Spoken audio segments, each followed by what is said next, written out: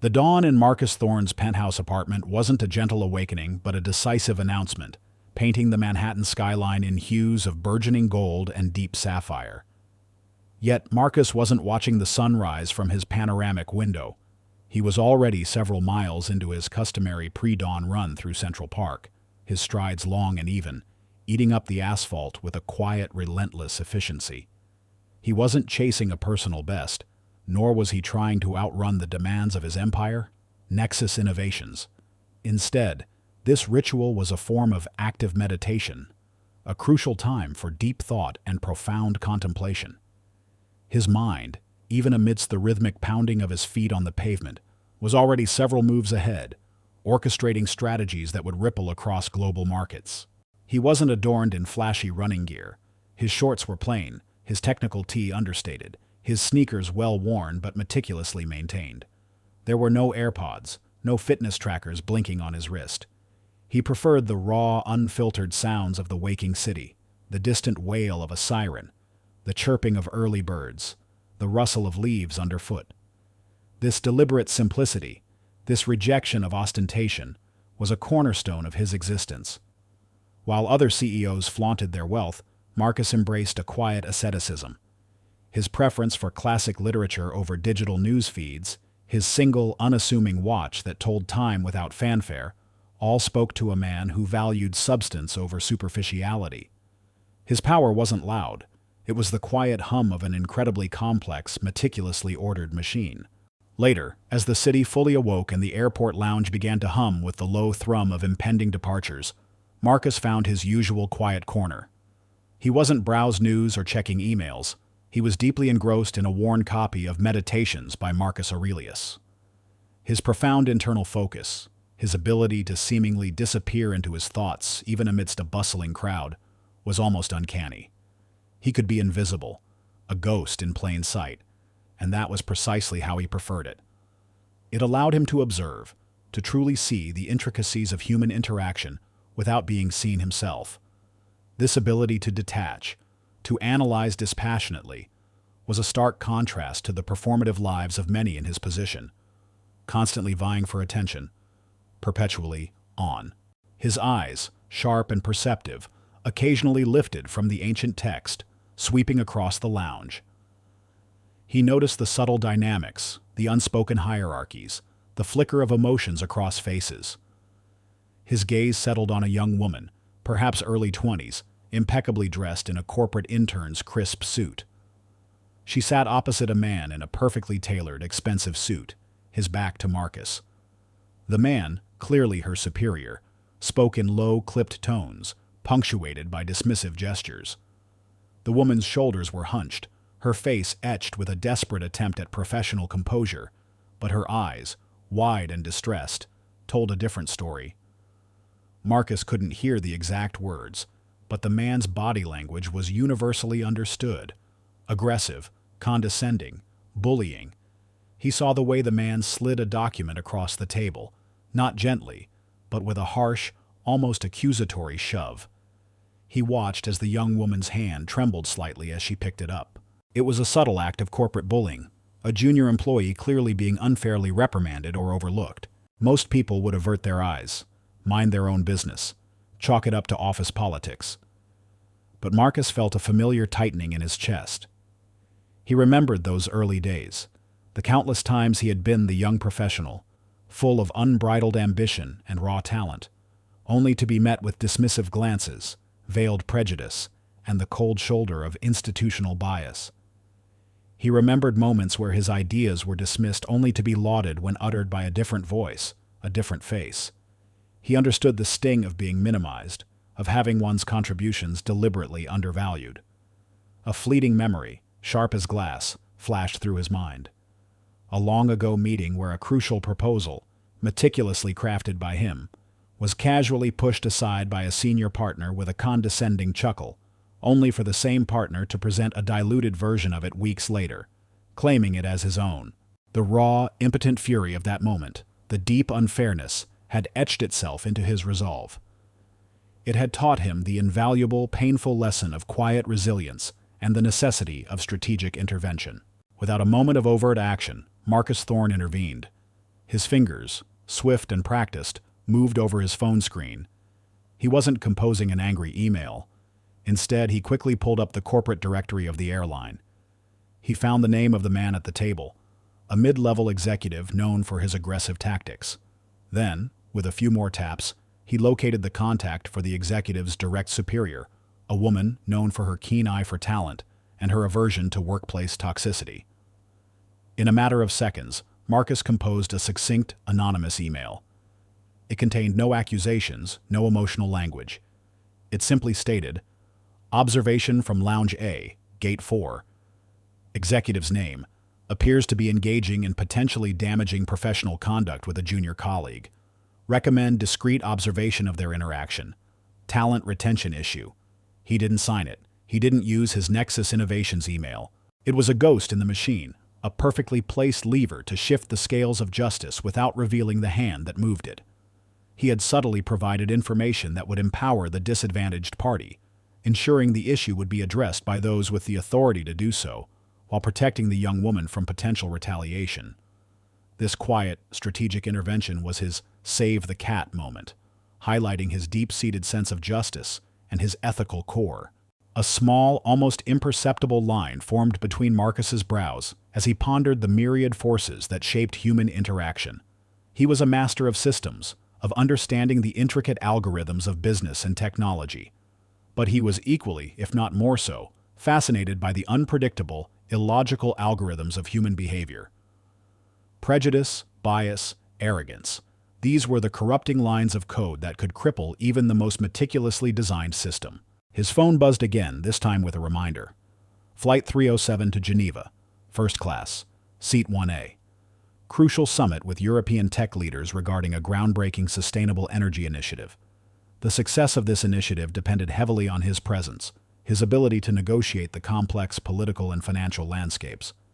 He had spent weeks preparing, meticulously crafting his arguments, anticipating every possible counterpoint. The flight was not merely transportation. It was a pressurized chamber for final preparation, a cocoon of quiet before the storm of high-stakes diplomacy. He preferred bulkhead seats. They offered the most uninterrupted space, the ideal environment for his highly focused pre-meeting rituals. He folded Meditations, tucking it into his briefcase. He felt a quiet satisfaction, a sense of readiness. What he wasn't ready for was the unexpected collision with casual arrogance and ingrained prejudice that lay just beyond the boarding gate. A collision that would shatter his carefully orchestrated schedule and force him to deploy a different kind of power, one far more immediate and disruptive than any he had anticipated. He rose with his characteristic unhurried grace, his tall frame moving with an almost imperceptible fluidity. His presence, though unassuming, somehow commanded a subtle deference from those around him, an invisible aura of quiet authority.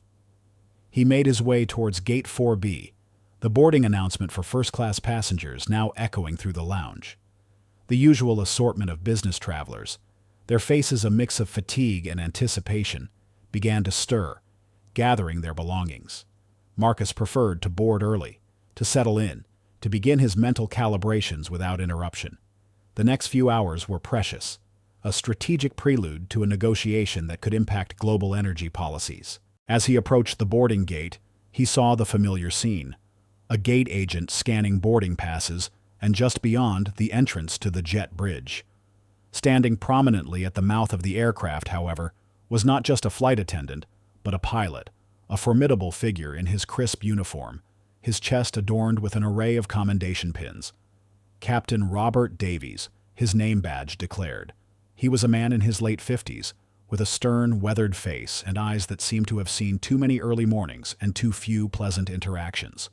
Beside him stood a flight attendant, a woman named Eleanor Vance, whose sharp features and tightly pulled-back blonde hair suggested a meticulous adherence to rules and perhaps a rigid personality.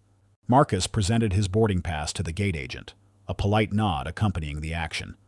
The agent scanned it, the green light blinking, confirming his entry. As Marcus took a step onto the jet bridge, Captain Davies, who had been observing the boarding process with a critical eye, extended an arm, blocking his path. "Just a moment, sir," Captain Davies said, his voice deep and authoritative, carrying the weight of command. His eyes, however, held a distinct coolness, a judgmental assessment that swept over Marcus's understated attire. His gaze seemed to linger on Marcus's dark skin, then dismissively flicked towards the simplicity of his briefcase. There appears to be a slight discrepancy. Marcus paused, his hand still holding his boarding pass. "Discrepancy, Captain?" he inquired, his voice even, devoid of any immediate reaction. He simply waited, his gaze calm, inviting clarification. He knew there was no discrepancy. Sarah, his assistant, was infallible. Captain Davies, however, didn't bother with polite explanation. "This is first class, sir. We prefer to maintain a certain decorum. Your attire and your general presentation don't quite align with the expectations for this cabin. Perhaps you've been misdirected. Your seat is 1A, correct?" There was an implicit accusation in his tone, a subtle yet unmistakable insinuation that Marcus did not belong. Eleanor Vance, standing beside the captain, offered a faint, almost imperceptible smirk, a silent endorsement of the captain's assessment.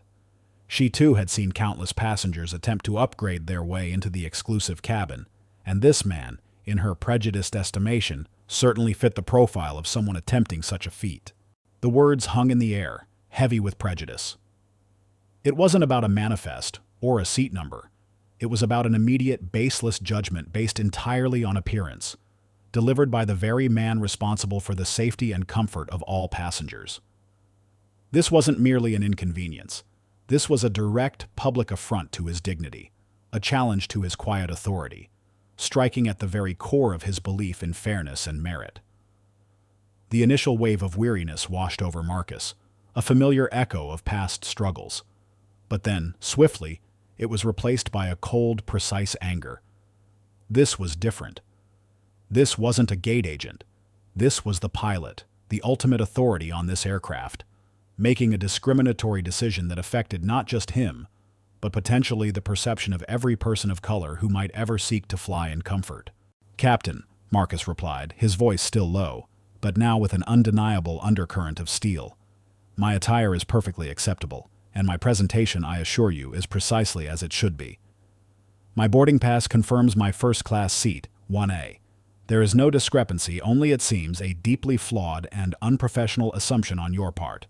He extended the boarding pass, offering it for the captain's inspection. He knew the pilot would find no fault, only his name and the confirmed seat number. Captain Davies, however, waved away the boarding pass with a dismissive flick of his hand. "Look, sir, I'm the captain of this aircraft. My decision is final. I have the right to refuse service to any passenger I deem disruptive, or one who compromises the comfort of other first-class passengers. I'm offering you a chance to relocate to an Economy Plus seat in the back, for the sake of avoiding a scene. Otherwise, I will have you removed from this flight entirely." His voice escalated, becoming louder, more commanding, attempting to cow Marcus into submission. The veiled threat of removal, of public humiliation, hung in the air, amplified by the confined space of the jet bridge. Eleanor Vance nodded subtly beside him, her smirk widening. Other first-class passengers, now queuing on the jet bridge, began to murmur, their curiosity piqued by the unexpected standoff. A few looked uncomfortable, others simply impatient. This was it, the point of no return. The captain's absolute refusal to acknowledge his valid ticket, his casual wielding of discriminatory power, pushed Marcus past the brink of quiet acceptance. This wasn't just about a seat anymore. It was about the fundamental right to dignity, about challenging blatant prejudice from the highest authority on the aircraft. Marcus knew, with chilling certainty, that this flight would not depart as planned, not without a reckoning. And he had 12 minutes before the cabin door was sealed shut. Captain Davies's declaration hung heavy in the enclosed space of the jet bridge, his voice echoing with the absolute authority of his position. "My decision is final. I have the right to refuse service to any passenger I deem disruptive, or one who compromises the comfort of other first-class passengers." His words were a thinly veiled accusation, laced with a casual prejudice that grated on Marcus Thorne's very soul. Eleanor Vance, the flight attendant, offered a small, knowing smirk, her eyes glinting with a perverse satisfaction.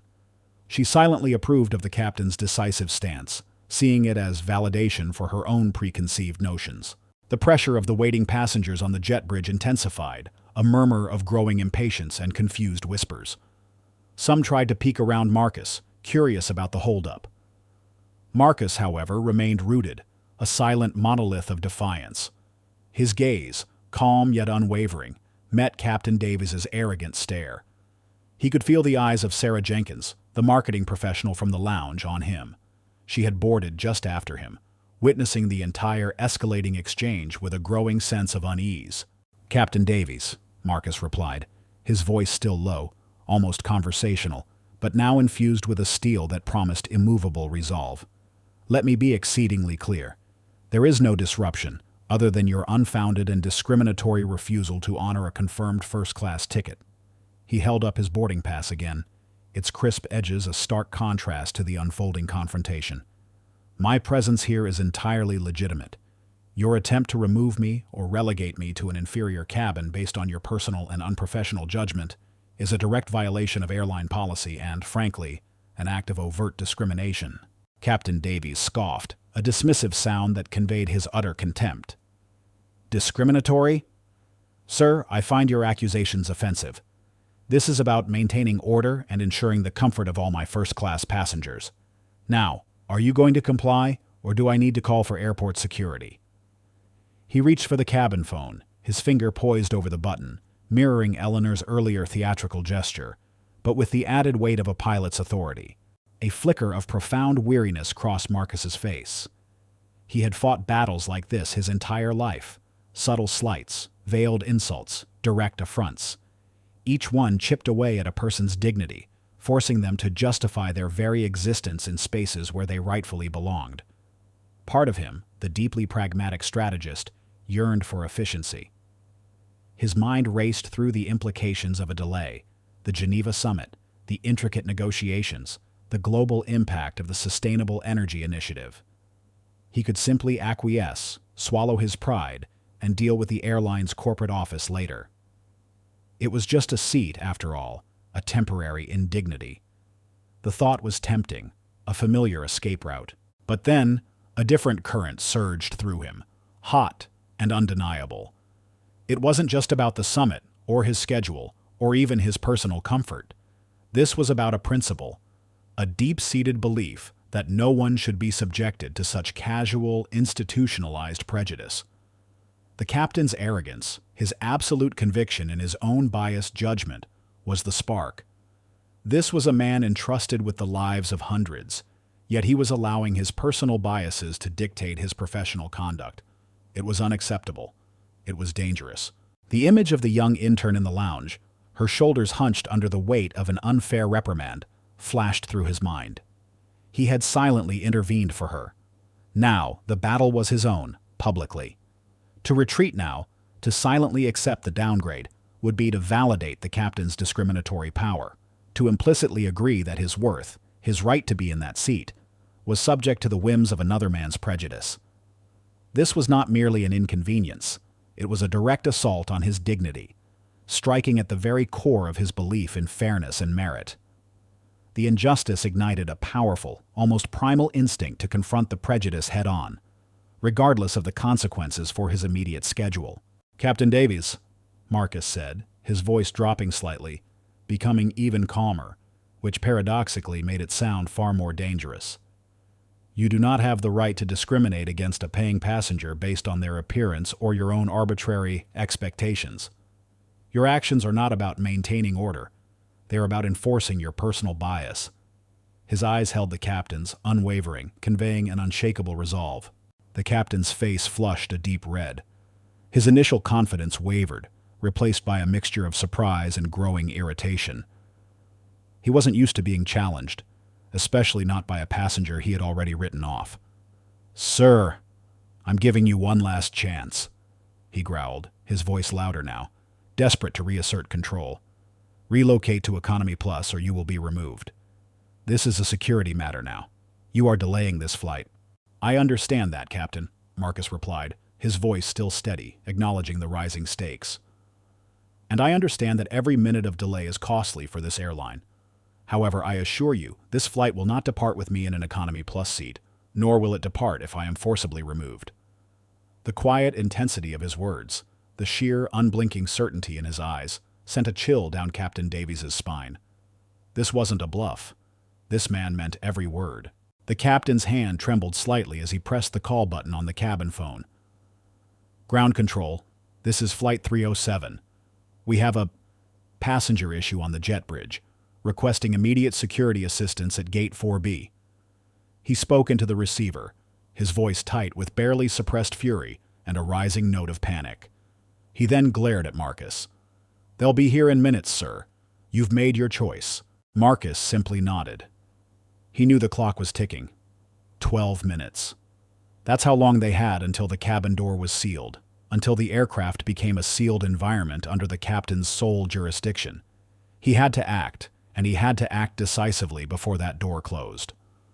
His quiet world had been irrevocably shattered, and he understood with chilling clarity that this situation demanded an immediate, impactful response. He would not allow this flight to leave as planned, not with such blatant injustice festering at its heart. The hum of the jet engines, a promise of departure just moments ago, now sounded like a countdown. A few passengers behind Marcus began to speak up, their initial murmurs turning into frustrated complaints. "What's the holdup?" one man grumbled, checking his watch. "I have a connecting flight." Another woman, her voice laced with empathy, said quietly to her companion, "He looks like he has a valid ticket. Why are they doing this?" Marcus heard them, but his focus was entirely on Captain Davies. He wasn't just fighting for himself. He was fighting for the implicit trust passengers placed in airline personnel, a trust that was being fundamentally betrayed by the captain's actions. He felt the familiar weight of responsibility, the drive to rectify what was clearly wrong, not just for him, but for the entire system. This incident, while personal, was a symptom of a larger illness, a pervasive arrogance that allowed individuals in positions of power to abuse their authority with impunity. He took another slow, deliberate breath, his mind working at lightning speed, analyzing options, calculating risks, preparing his next decisive move. His personal phone, a sleek, unassuming device, was already in his hand. He hadn't touched it yet. He wanted the captain to commit fully to his erroneous path. Captain Davies, emboldened by the prospect of impending security and the rising impatience of the other passengers, seemed to regain some of his bluster. "Look, Mr. Whoever you are," he spat, his voice dripping with condescension. "This is my aircraft. I make the decisions here. You are disrupting a flight with hundreds of passengers. Your attitude is exactly why people like you don't belong in first class." The words, "people like you," hung in the air, a final, undeniable confirmation of his deep-seated prejudice.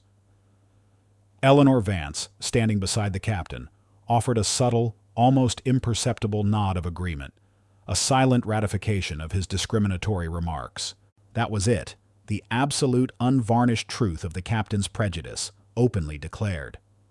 Marcus's eyes, which had remained calm, now hardened, his jaw tightened, a muscle flexing almost imperceptibly. The weariness vanished, replaced by a cold, surgical resolve.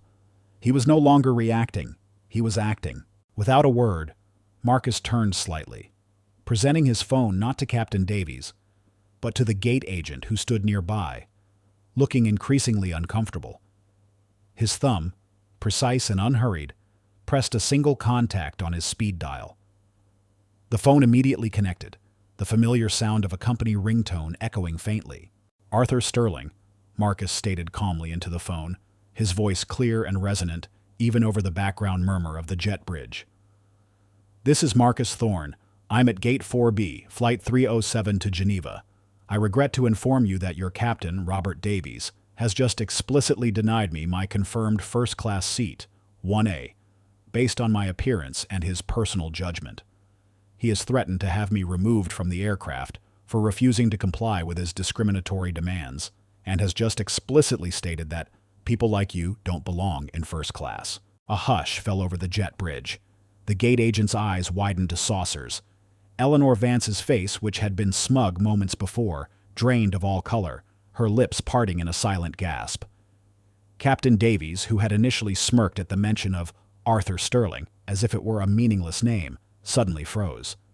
His eyes, fixed on Marcus, began to show a flicker of dawning horror. Arthur Sterling, the CEO of Transglobal Airlines, the very top. "I also regret to inform you, Mr. Sterling," Marcus continued, his voice now devoid of any emotion, detached and authoritative, "that Captain Davies has just called for airport security. This flight, sir, is currently unable to depart, and I assure you it will not depart until this matter is resolved to my absolute satisfaction. You have approximately 10 minutes before the scheduled departure time." He paused, listening intently to the voice on the other end, his posture ramrod straight, radiating an unshakable power. He then lowered the phone slightly, his gaze sweeping over Captain Davies and Eleanor Vance, who both looked as if they had seen a ghost. "I believe," Marcus concluded into the phone, his voice chillingly calm, "that the integrity of your airline's operations is now at stake, far more than just a single flight delay. I expect your immediate and decisive action." He listened for another moment, then, with a crisp "understood," ended the call. The silence that descended upon the jet bridge was profound, broken only by the distant hum of airport machinery and the frantic beat of Captain Davies's heart. His face had gone from red to an alarming shade of ashen gray. He knew Marcus Thorne. Not by sight, perhaps, but by reputation. Marcus Thorne, CEO of Nexus Innovations. The man whose company's corporate travel account alone constituted a significant percentage of Transglobal's premium business. The man who sat on the boards of several major philanthropic organizations that were also key clients. The man whose word, quietly spoken, could send seismic waves through the stock market and corporate headquarters. His casual, prejudiced dismissal of a passenger had just become an existential threat to his own career, and potentially to the entire airline's reputation. The point of no return had been crossed, irrevocably. The pilot's escalating rudeness and casual prejudice had pushed Marcus beyond quiet acceptance, cementing the decision that the situation demanded an immediate, decisive, and impactful response. This was the moment Marcus knew the flight would not leave as planned, not without a reckoning. And in those precious minutes before the scheduled departure, everything was about to change. The fuse was lit. The silence that fell over the jet bridge after Marcus Thorne's phone call was not merely an absence of sound. It was a profound, almost audible shockwave. It resonated with the chilling clarity of a death knell for Captain Davies's career and Eleanor Vance's professional standing. Captain Davies, his face a grotesque mask of dawning horror, looked as if he'd been struck. The confident bluster drained from him, replaced by a sickly pallor that highlighted the sudden sweat beading on his forehead. He had gone from dismissive authority to abject terror in the space of 30 seconds. Eleanor Vance, standing rigid beside the captain, fared no better. Her initial smirk had contorted into a silent, gaping O of disbelief.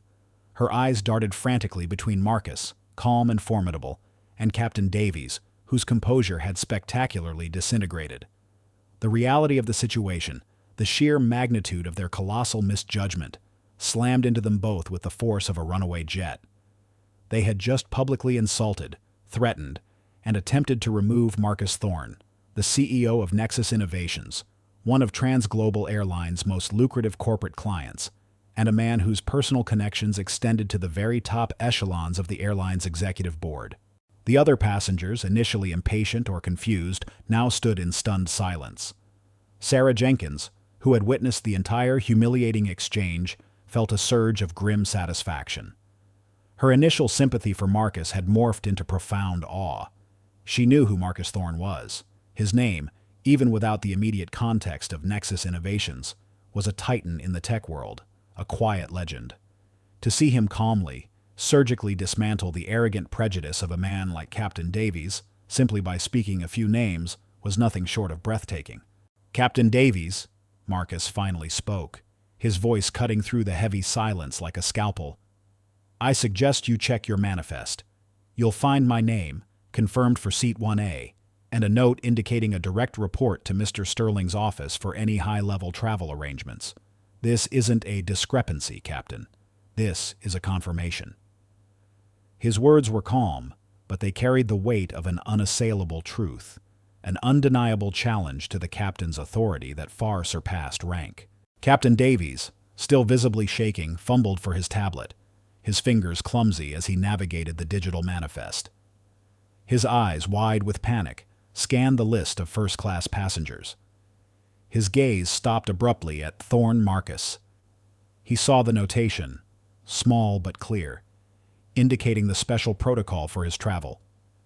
A wave of nausea washed over him. He had not only been wrong, but he had been belligerently, prejudicially wrong against one of the most powerful and influential figures in global business. Every ounce of his previous arrogance had evaporated, replaced by the chilling certainty of his impending ruin. "Mr. Thorne," Captain Davies stammered, his voice hoarse, barely a whisper. He looked up, his face a mask of desperation. I profusely apologize. There has clearly been a grave misunderstanding on my part. I regret my words, my actions. Please, accept my deepest apologies. This is entirely my mistake." He tried to extend a conciliatory hand, a pathetic attempt to reverse the damage. His desperate words were not born of genuine remorse, but of sheer terror for his career. Marcus did not acknowledge the outstretched hand. His eyes, devoid of emotion, simply held the captain's gaze. "A misunderstanding, Captain?" Marcus's voice was sharp now, cutting through the hollow apology. "Or a judgment? You explicitly stated that people like me do not belong in first class. Is that a misunderstanding of airline policy, or a deeply ingrained bias you've allowed to dictate your professional conduct?" Eleanor Vance, recognizing the futility of the captain's apologies and seeing her own fate rapidly approaching, made a desperate attempt to salvage her position. "Captain, I informed him of the policy. He was being disruptive," she blurted out, her voice high-pitched and frantic, attempting to redirect the blame, to shift the narrative onto Marcus, hoping to cling to the captain's sinking ship. Her envy, a bitter, festering resentment for anyone she perceived as effortlessly successful, coupled with her ingrained prejudices, fueled her desperate lies. Captain Davies, however, barely registered her words. His focus was entirely on Marcus. He knew Eleanor's desperate attempt to deflect blame would be useless. The phone call to Arthur Sterling had sealed their collective fate. The airline CEO wouldn't tolerate such blatant misconduct from a pilot, let alone a chief executive of a major client. The pilot, whose judgment was meant to be impeccable for the safety of hundreds, had allowed his personal biases to jeopardize not just a flight but the airline's reputation. Suddenly, Captain Davies's personal cell phone, tucked into his breast pocket, vibrated insistently. He pulled it out, his hands visibly shaking, and saw the caller ID, Arthur Sterling. His heart hammered against his ribs. This was it. The direct call, a confirmation of the CEO's displeasure, bypassing all intermediate channels. He answered, his voice a strained croak. "Mr. Sterling, sir." Yes, I understand. I profusely apologize. There was a serious error in judgment." He listened, his eyes widening further with each terse word from the other end. His face went from ashen to a ghostly white.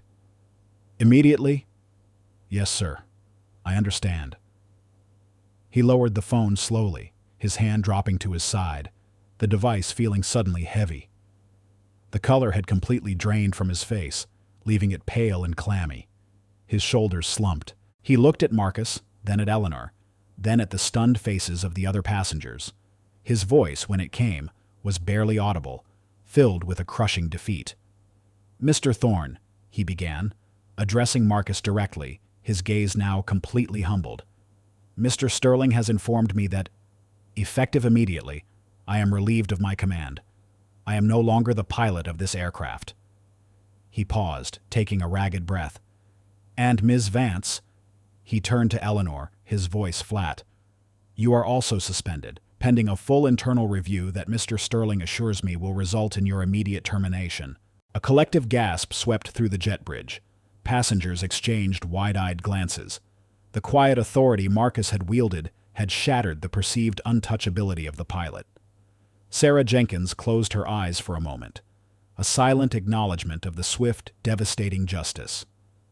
The revelation of Marcus's true identity had not merely shamed his antagonists, it had utterly dismantled their professional lives, not with shouts or threats, but with a few calm, authoritative words and a single phone call.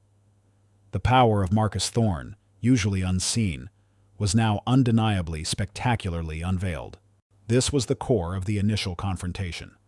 Marcus had been forced to reveal his formidable influence, not out of vanity, but out of necessity, to protect his dignity and to ensure that blatant prejudice did not go unchallenged. The pilot, Captain Davies, the antagonist type AB, had faced the immediate and crushing consequences of his arrogance. Eleanor Vance, the antagonist type A, caught in the captain's downfall, had seen her own complicity exposed, her attempts to shift blame utterly failing. The stage was now set, not just for a flight, but for an unprecedented display of power, and a battle for the very soul of the airline. The flight, though grounded, was about to become the most important lesson transglobal airlines had ever learned. Word count 1475. Due to the requested word count, the chapter will continue here. The gate agent, a young woman who had silently borne witness to the entire unfolding drama, now looked utterly bewildered. Her hands trembled slightly as she tried to comprehend the sudden dramatic shift in power dynamics. She had seen unruly passengers, even minor incidents of discrimination, but never anything of this magnitude, orchestrated with such quiet, surgical precision. The realization that the unassuming man in front of her was not just a passenger, but the Marcus Thorne, resonated deeply. Captain Davies, stripped of his authority, stood rooted to the spot, his face a canvas of despair. He looked utterly lost, like a man who had suddenly woken to find himself adrift at sea without a compass. All his years of flying, his promotions, his comfortable life, all of it had vanished in an instant, dissolved by a few arrogant words and an unyielding refusal to acknowledge another's human dignity. The uniform that had once conferred upon him an aura of unchallengeable command now felt like a heavy, suffocating shroud. Eleanor Vance, equally stunned, still tried to process the abrupt termination of her career. Her mind, racing, searched for an escape, a loophole, a way to blame anyone but herself. She glanced at Marcus, her eyes narrowed not in fear, but in a venomous resentment. How dare he? How dare this man whom she had so easily dismissed possess such power? Her inherent biases twisted into a bitter, irrational anger, blaming him for her downfall rather than her own actions. Marcus, however, paid them no mind. His focus had already shifted. He turned his attention to the gate agent, who looked up, startled, as if expecting to be next in line for termination. "Please inform ground control that this aircraft, Flight 307, is currently grounded," Marcus stated calmly, his voice now imbued with a quiet, undeniable command that instantly filled the void left by Captain Davies's collapse. "No one is to board or deplane until further notice. I also require a direct, secure line to Mr. Sterling's office immediately.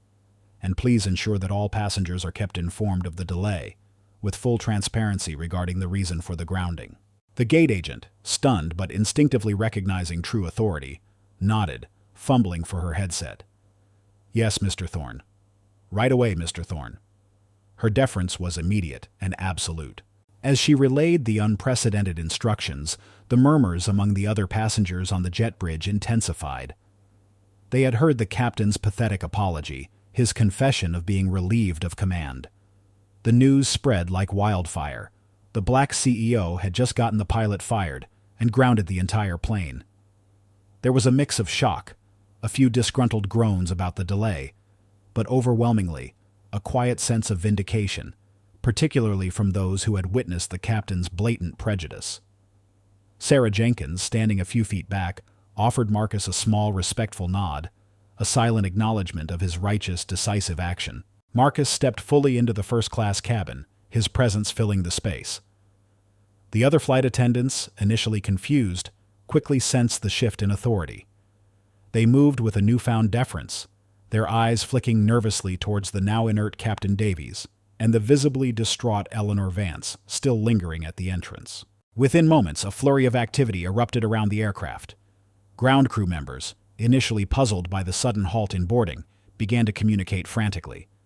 Airport security, called by Captain Davies, arrived at the gate, only to find the captain himself, looking utterly defeated, and a calm, commanding Marcus Thorne.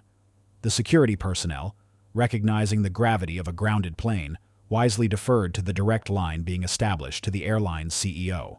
Marcus stood at the front of the first-class cabin, his gaze sweeping over the empty seats that were meant to be filled, and then back towards the jet bridge where the drama had unfolded. The air was still thick with the residue of prejudice and arrogance, but Marcus had effectively excised the source. The pilot's blatant act of discrimination, his casual abuse of power, had not only cost him his job, but had momentarily halted the complex machinery of a global airline. It was a stark, undeniable demonstration of the consequences of prejudice when confronted by unwavering, principled authority.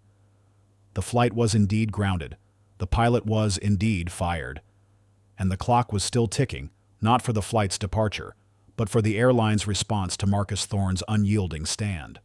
The true battle had just begun. The immediate aftermath of Marcus Thorne's decisive actions plunged the jet bridge and the first-class cabin into a surreal stasis. Captain Davies stood frozen, a figure of utter defeat, his face a roadmap of dawning despair. Eleanor Vance, caught in the undertow of his spectacular fall, writhed silently in her own fury and fear. The air, thick with unspoken questions and the scent of human error, vibrated with an unnatural stillness. The hum of the grounded aircraft's engines, no longer a promise of swift departure, now felt like a low, mournful drone, underscoring the gravity of the unfolding crisis. Within moments, the gate area swarmed with activity. Airport security, having responded to Captain Davies's initial frantic call, arrived to find not a disruptive passenger, but a meticulously calm Marcus Thorne at the mouth of the jet bridge, conversing with a rapidly dialing gate agent. The security team, accustomed to resolving petty squabbles, quickly grasped the unprecedented nature of the situation when the gate agent, voice trembling, explained that the aircraft was grounded by direct order of Mr. Sterling's office. They understood the unspoken hierarchy. An order from the CEO's office bypassed all standard protocols. Their role was no longer to remove a passenger, but to ensure the perimeter, a silent acknowledgement of the unseen power now at play. Meanwhile, inside the first-class cabin, the other flight attendants moved with an almost comical deference. They offered hushed apologies to the few early boarders, their eyes darting nervously towards Marcus, who stood quietly by seat 1A, his presence filling the space with an unyielding authority. No one dared to question him. The power vacuum left by Captain Davies's immediate removal had been filled not by an airline official, but by the very man who had engineered the pilot's downfall. The true arena for Marcus's ultimate test was the aircraft itself, transformed from a vessel of passage into a symbolic battlefield. With the plane grounded, every minute counted, every moment of delay costing the airline untold sums in rerouting, missed connections, and cascading operational chaos. This was not a private slight, it was a highly public and financially devastating standoff. The enclosed space amplified the tension, making Marcus's principled stand profoundly impactful on all present, from the bewildered passengers to the frantic airline officials on the ground. Marcus's phone, still in his hand, vibrated with an incoming call. The screen displayed Arthur Sterling. He answered, his voice calm, measured. "Mr. Sterling, the aircraft is grounded. Captain Davies has been relieved of command. Ms. Vance has been suspended." The situation on the jet bridge was a clear display of the kind of systemic bias I alluded to. The pilot explicitly stated that people like me do not belong in first class, even after being presented with a confirmed ticket. This is not merely a customer service failure, it is a corporate liability.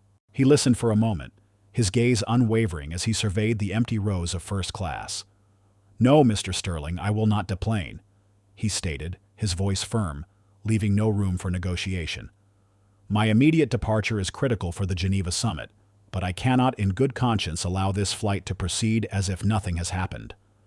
This incident is symptomatic of a deeper issue within your organization, and it must be addressed here and now before this plane moves an inch." A frantic voice, tinny and distorted, could be heard through Marcus's phone, presumably from Sterling's end. Marcus listened patiently, then responded, "My terms are simple, Mr. Sterling. An immediate public statement from Transglobal Airlines acknowledging the discriminatory incident on Flight 307, explicitly stating Captain Davies and Flight Attendant Vance's termination and suspension for their actions." This statement needs to be released to all relevant media outlets, including a direct apology to me, personally, for the distress caused by your employees' prejudice. Furthermore, I require a commitment, effective immediately, to implement a comprehensive, independently audited diversity and inclusion overhaul across your entire organization, starting from the executive level down to every customer-facing employee. He paused, allowing the weight of his demands to settle. And finally, Mr. Sterling, I will personally oversee and chair the executive committee tasked with implementing these changes.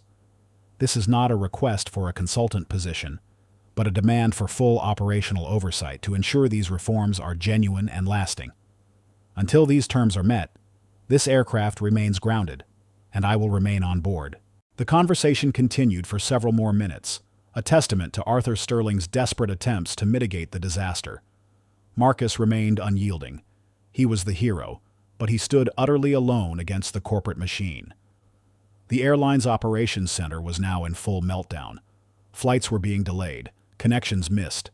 Thousands of passengers globally were being impacted, all because one man, Marcus Thorne, refused to be moved from his seat. The financial repercussions were escalating with every passing minute, turning the very aircraft into a pressure cooker. "Mr. Thorne," Sterling's voice finally came through the phone, strained with resignation.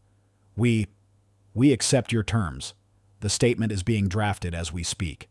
Our legal and PR teams are mobilizing, and we formally invite you to lead the new Executive Oversight Committee. We will provide you with full authority and all necessary resources. Please, Mr. Thorne, let this flight depart.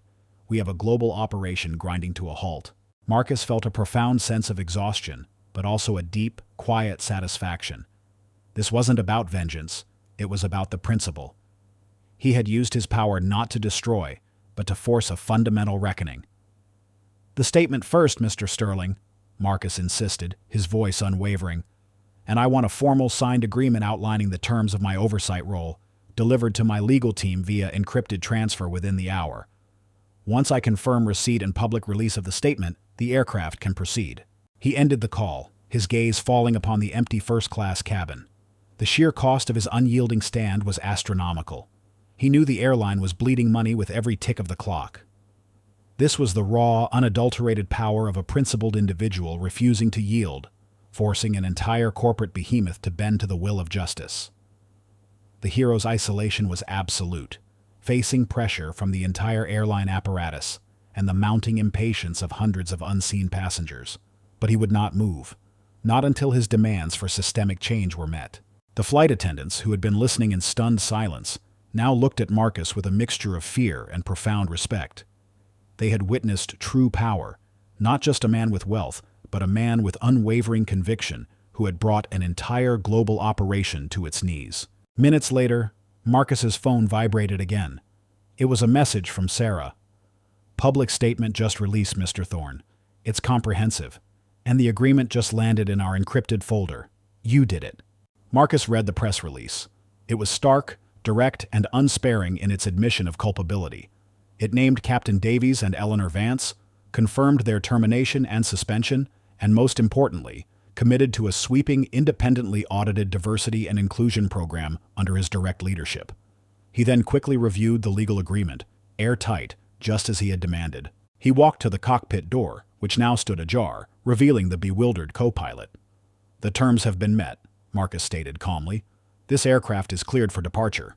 His voice, though quiet, resonated with the weight of a battle won, a testament to his unyielding stand. The plane, which had been grounded by one man's quiet refusal, was finally ready to move. But it would be moving into a future irrevocably altered by the principles he had so powerfully championed. The quiet, "cleared for departure" from Marcus Thorne resonated through the cockpit like a chime, cutting through the stunned silence. The co-pilot, wide-eyed and visibly relieved, scrambled to relay the message to ground control, his voice a mixture of professionalism and barely concealed awe. The engines, which had been humming at a low, frustrated growl, now began their powerful surge, a tangible sign of the crisis being averted. Yet, the true climax of Marcus's unyielding stand wasn't in the mechanical hum of the jet, but in the profound shift of power and perception that had just occurred. The scene in the jet bridge and at the aircraft's entrance was a tableau of defeated authority and simmering resentment. Captain Davies, pale and disheveled, stood motionless, stripped of his command, the weight of his disgrace pressing down on him.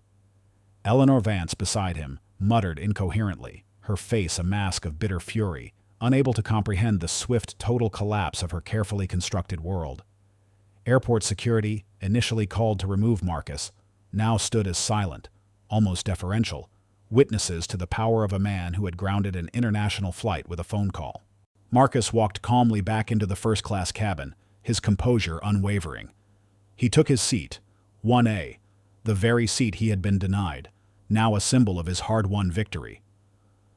As the cabin door hissed shut, sealing the aircraft for departure, a collective sigh of relief, followed by a ripple of murmurs, swept through the passengers. They had witnessed the extraordinary, the raw display of power wielded by a man they had initially dismissed. The bated breath moment came not with a shout, but with a series of quiet, deliberate actions from Marcus. His phone, moments after he settled into his seat, buzzed with an incoming video call. It was Arthur Sterling. Marcus answered, putting the call on speaker, ensuring that the trans-global flight attendants in the first-class cabin, who were now moving through their safety checks with an almost frantic efficiency, could hear every word. "Mr. Thorne," Sterling's voice, though strained, was clear and formal. "I want to personally reiterate Trans-Global Airlines' profound and unequivocal apology for the egregious conduct of Captain Davies and Flight Attendant Vance. Their employment has been officially terminated, effective immediately, for gross misconduct and discriminatory behavior. We are issuing a public statement to this effect as we speak, which also details our full commitment to the new Diversity and Inclusion Committee, which we are honored you will chair." Marcus allowed Sterling to speak, his gaze steady. He then responded, his voice calm, yet resonating with an unyielding conviction that commanded attention. "Mr. Sterling, the statement and the agreement are satisfactory for now. However, I want to ensure that the message is crystal clear to every employee of Trans-Global Airlines, not just those at headquarters. What happened here, today, was not an isolated incident of misconduct. It was overt, systemic prejudice displayed by individuals in positions of power. It will not be tolerated. This committee, under my leadership, will ensure that this incident serves as a permanent, undeniable lesson for your entire organization. There will be zero tolerance for discrimination, from the top down." Sterling's response was immediate and surprisingly firm. "Understood, Mr. Thorne. Absolutely. I will personally address every level of our organization, and I will ensure that Captain Davies's and Ms. Vance's actions, and their subsequent termination, serve as an example of what will happen to anyone who engages in such behavior. This is a new chapter for Trans-Global. Thank you for holding us accountable." Marcus ended the call. The flight attendants exchanged wide-eyed glances, their faces a mixture of shock, fear, and a dawning understanding. They had just heard their CEO confirm the immediate, definitive firing of a pilot and a senior flight attendant, all orchestrated by the man now sitting calmly in seat 1A. It wasn't a rumor. It was a confirmed, public, and absolute termination. As the plane taxied towards the runway, Marcus pulled out his tablet. He opened the official Trans-Global Airlines website. There, prominently displayed on the homepage, was the newly released press statement. It was a stark, unapologetic admission of guilt, detailing the incident, confirming the terminations, and outlining the sweeping reforms to come, all under the direct oversight of Marcus Thorne. He briefly showed the screen to a flight attendant passing by, whose face paled as she read the damning words. This wasn't just vindication, it was a public reckoning. Then, he felt it. The subtle shift in the cabin's atmosphere. The initial annoyance from other passengers had morphed into quiet curiosity during the confrontation, then to stunned silence as they witnessed the captain's downfall. Now, as the plane gained speed down the runway, there was a palpable sense of awe, even admiration. People began to turn in their seats, casting discreet, respectful glances towards Marcus. A few offered small, almost imperceptible nods. Sarah Jenkins, from her seat a few rows back, caught his eye and offered a warm, genuine smile, her eyes conveying a depth of respect that transcended mere professional admiration. The pilot's and Eleanor's reactions were devastatingly final. As the plane began its ascent, lifting away from the tarmac, Captain Davies was being escorted off the jet bridge by airport security, his uniform jacket removed, his career irrevocably ended. Eleanor Vance, clinging to the last shreds of her dignity, was also led away, her pleas falling on deaf ears. Their professional lives had been publicly, spectacularly destroyed, and the reason was clear. Their blatant prejudice, unmasked by Marcus Thorne's unyielding demand for justice. The moment the wheels lifted off the ground, Marcus closed his eyes for a brief second. He felt the rumble of the engines, the sensation of upward motion, and a profound sense of catharsis. He had not only secured his rightful seat, not only grounded a plane, not only gotten a discriminatory pilot and flight attendant fired on the spot, but he had leveraged that raw, immediate power to force a global corporation to confront its deepest biases. The truth, unassailable and undeniable, had prevailed. The aftershocks of Flight 307 resonated through Transglobal Airlines with the force of a seismic event. Captain Robert Davies, once the picture of unflappable authority, found his world disintegrating with terrifying speed. Upon deplaning, he was immediately met by a phalanx of grim-faced airport security and an airline representative who handed him a terse, unceremonious letter. His pilot's license, a symbol of 2 decades of command, was immediately suspended pending a full investigation by aviation authorities, prompted by Transglobal's own internal reports, which, under Marcus Thorne's nascent oversight, were now brutally honest. The damning public statement released by Transglobal, explicitly naming him and detailing his discriminatory conduct, ensured that his fall from grace was swift and absolute.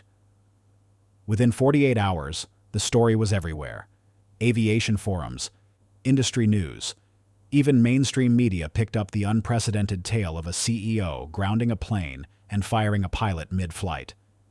Davies's face, once etched with professional confidence, became synonymous with arrogance and prejudice. Job applications at other airlines were met with immediate rejection. His reputation was irrevocably shattered. The retirement he had envisioned, filled with golf courses and quiet leisure, vanished, replaced by the grim reality of legal battles, public scorn, and the professional blacklisting that inevitably followed such a catastrophic breach of conduct. His career, built on precision and control, ended in a humiliating public tailspin. Eleanor Vance fared no better. Her suspension quickly transitioned to outright termination, her desperate attempts to shift blame onto Marcus or Captain Davies falling on deaf ears.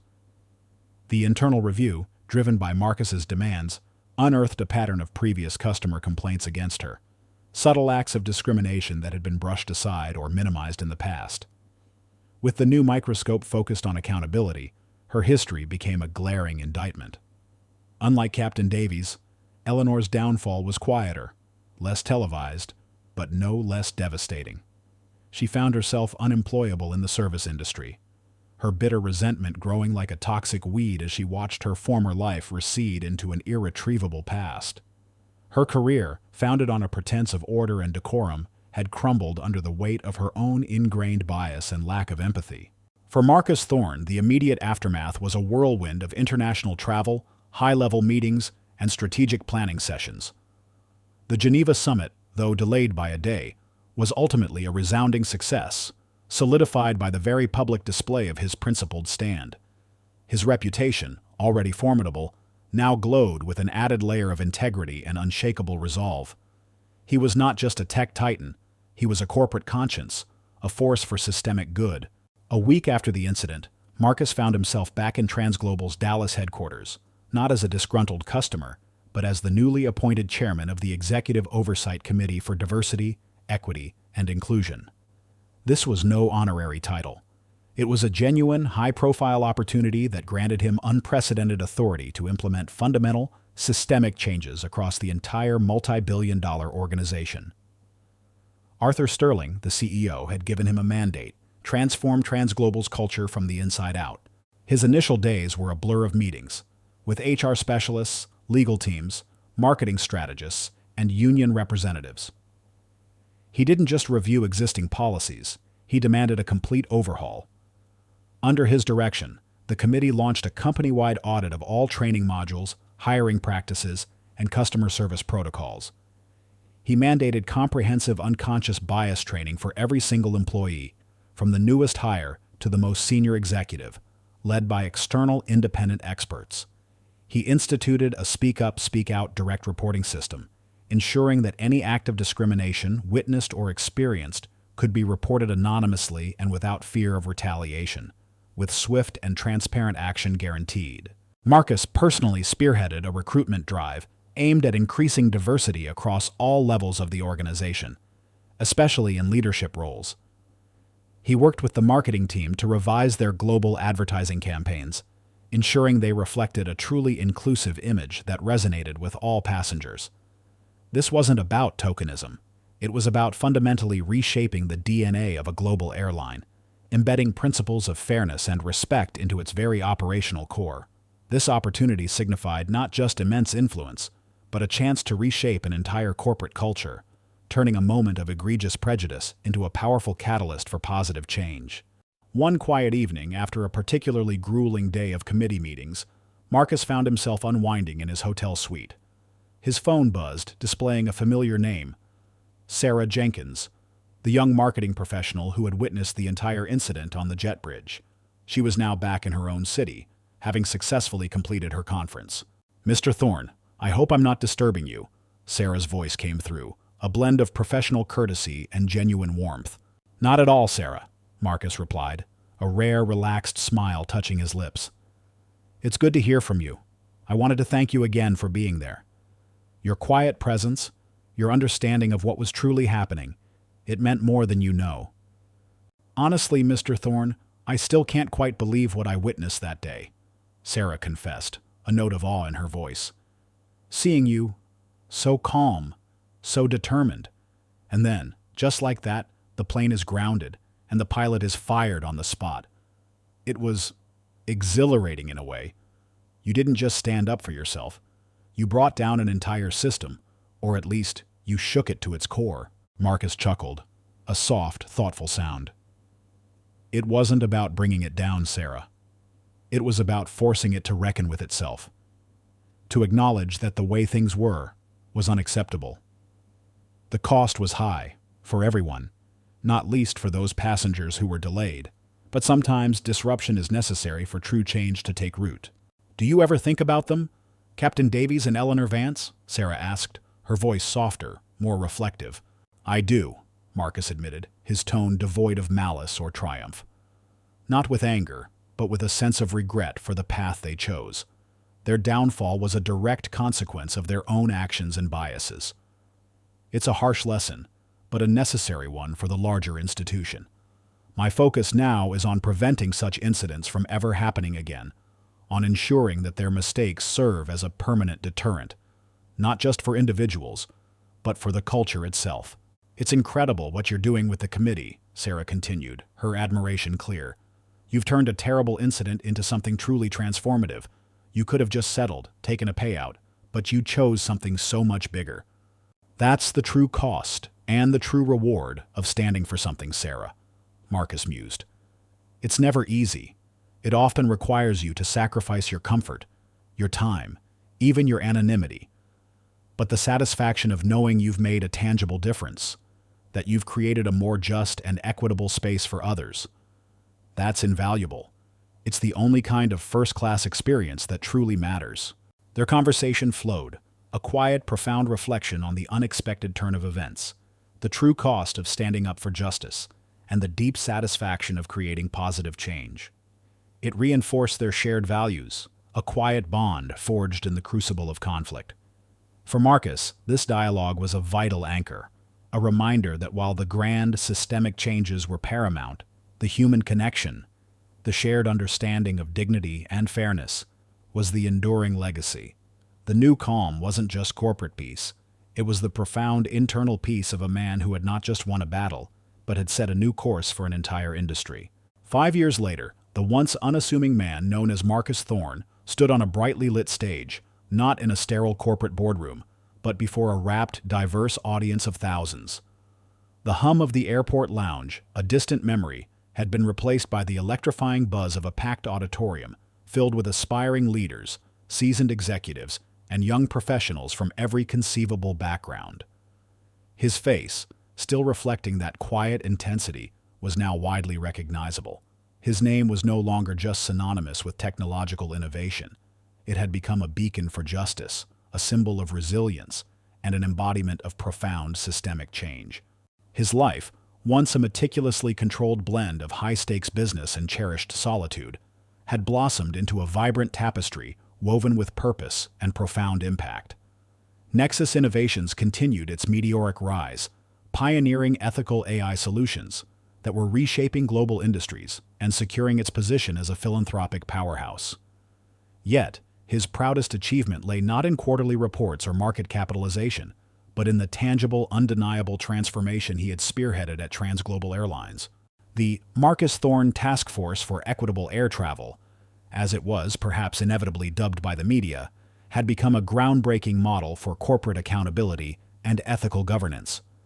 Under his relentless guidance as chairman of the Executive Oversight Committee for Diversity, Equity, and Inclusion, Transglobal had truly transformed its internal culture. Mandatory unconscious bias training, developed by independent experts and rigorously tested, was now standard for every employee, from baggage handlers to top-tier executives. A transparent, independently monitored grievance system ensured that every passenger complaint was addressed with diligence and respect, with zero tolerance for discriminatory behavior. Internal audits, conducted by a dedicated, diverse team, regularly identified and addressed systemic issues before they could fester. Captain Miller, humbled by his past misjudgment, had not only salvaged his career, but had become a vocal internal champion for the new initiatives. He regularly participated in training sessions, sharing his own journey of learning and growth, becoming living proof that change was possible, even for those initially blinded by their own preconceptions. He now flew different routes, his demeanor marked by a newfound humility and a commitment to genuine empathy. Marcus had not just advised, he had immersed himself.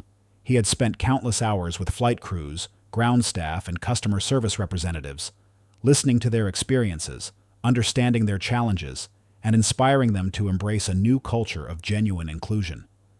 He had even established a scholarship program, funded jointly by Nexus Innovations and Transglobal, for aspiring aviation professionals from underserved communities, actively creating a pipeline of diverse talent that would reshape the industry from within.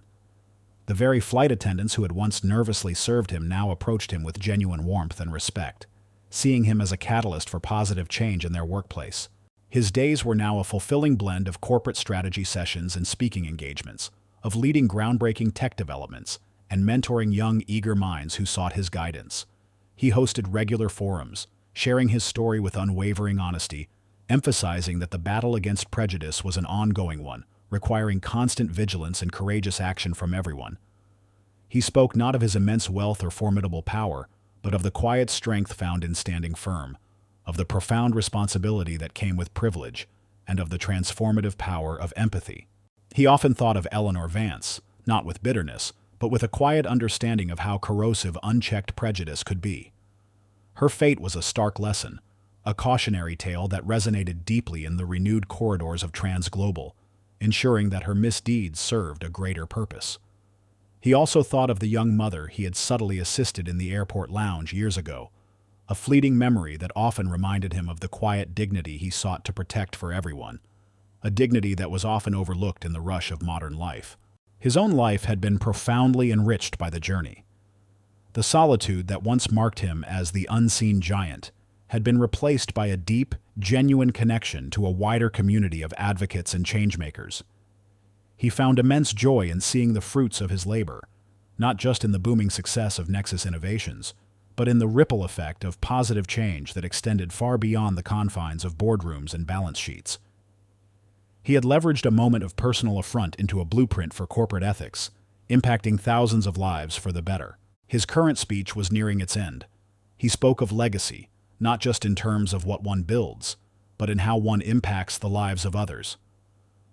"My journey," he concluded, his voice resonating with quiet conviction, "began with a moment of indignity, a moment where I was underestimated and dismissed simply because of how I looked. But that moment, rather than crushing me, became a crucible. It taught me that our greatest challenges often hold the seeds of our greatest opportunities. It taught me that true power isn't about what you possess, but about how you use it to lift others up, to dismantle barriers, and to light a path for those who come after you. He paused, a subtle, knowing smile gracing his lips. So, the next time you board a plane, or walk into a room, or encounter someone who looks different from you, remember this: every interaction is an opportunity. An opportunity to choose kindness over judgment, respect over prejudice, and to recognize the inherent dignity in every single person. That is the true first-class experience for all of us. As the applause erupted, a powerful, uplifting roar filling the auditorium, Marcus Thorne looked out at the sea of faces, his gaze settling on a young woman in the front row, her eyes shining with inspiration.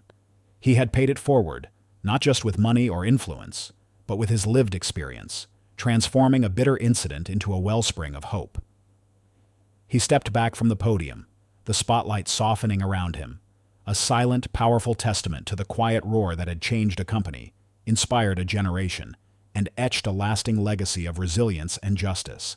If this story stirred your heart, if it reminds you that courage can alter destinies, and that light always finds a path even in the deepest darkness, please leave a comment.